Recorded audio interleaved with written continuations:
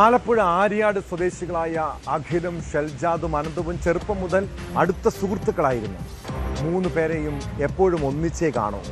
നാട്ടിൽ ചെറിയ അടിപിടിയും അക്രമവും ഒക്കെ നടത്തി പ്രദേശവാസികൾക്ക് എപ്പോഴും തലവേദന സൃഷ്ടിക്കും.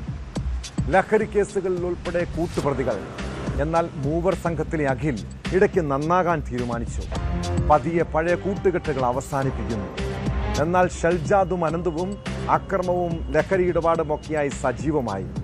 ഒരു കേസിൽ പ്രതി ചേർക്കപ്പെട്ടതോടെ ഇരുവരും ഒളിവിൽ പോകാൻ സുഹൃത്ത് അഖിലിന്റെ സഹായം തേടിയെത്തി. എന്നാൽ അഖിലത് നിരസിച്ചതോടെ ക്രൂരമായ കൊലപാതകം. പ്രതികൾ പിടിയിലായതോടെയാണ് കൊലപാതകത്തിന്റെ ചുരുളഴിഞ്ഞത്. ഒളിവിലായിരുന്ന 2 പേരെയും ഓച്ചിറയിൽ നിന്നാണ് ആലപ്പുഴ നോർത്ത് പോലീസ് പിടികൂടിയത്.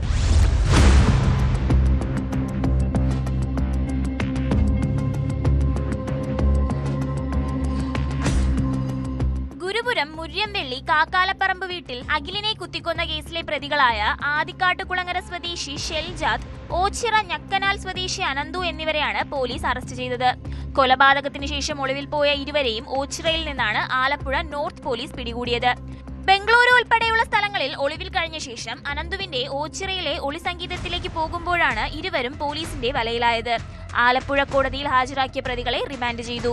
ഓച്ചിറയിലുള്ള ഈ 2ാം പ്രതിയുടെ ഒരു ഒളിസംഗീതത്തിലേക്ക് പോകുന്ന വഴിയാണ് രാത്രി ഒരു 7:30-8 മണിയോടുകൂടി നമ്മുടെ നോർത്ത് CI MJ അരുണും അതുപോലെ SI ദേവിക തുടങ്ങിയവരുടെയൊക്കെ നേതൃത്വത്തിൽ രാത്രി അറസ്റ്റ് ചെയ്യുകയും ഇന്നിപ്പോൾ ബാക്കി നടപടികളും എല്ലാം ചെയ്ത് ഇന്ന് കോടതിയിൽ ഹാജരാക്കി റിമാൻഡ് ചെയ്യും. കഴിഞ്ഞ വെള്ളിയാഴ്ചയാണ് സുഹൃത്തായ അഖിലിനെ ഷെൽജാദും അനന്തവും വീട്ടിൽ കയറി കുത്തിക്കൊലപ്പെടുത്തിയത്. വിവിധ കേസുകളിൽ ഉൾപ്പെട്ട ഇരുവർക്കും ഒളിവിൽ കഴിയാൻ സഹായം നൽകാതിരുന്നതും സാമ്പത്തിക സഹായം നൽകാഞ്ഞതുമാണ് വൈരാഗ്യത്തിന് കാരണമെന്ന് പോലീസ് പറയുന്നു. കായംകുളത്തു നിന്ന് ഓട്ടോറിക്ഷയിൽ ആലപ്പുഴ എത്തിയ ഇരുവരും അഖിലിന്റെ വീട്ടിൽ വരികയും വാക്കുതർക്കത്തെ തുടർന്ന് കത്തി ഉപയോഗിച്ച് കുത്തുകയുമായിരുന്നു.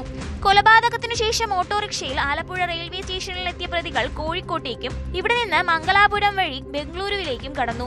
പോലീസ് പിന്തുടരുന്നത് മനസ്സിലാക്കി തിരികെ ഓച്ചിറയിലെത്തിയപ്പോഴാണ് കസ്റ്റഡിയിലായത്. ലഹരിക്കച്ചവടം അടക്കമുള്ള കേസുകളിൽ പ്രതികളാണിവർ. കൊല്ലപ്പെട്ട അഖിലിനും ക്രിമിനൽ ബന്ധമുണ്ടായിരുന്നു.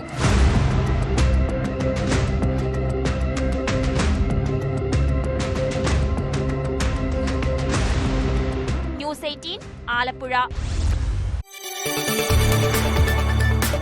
കൂടുതൽ വാർത്തകൾക്ക് news 18 Keralam YouTube channel subscribe ചെയ്യുക.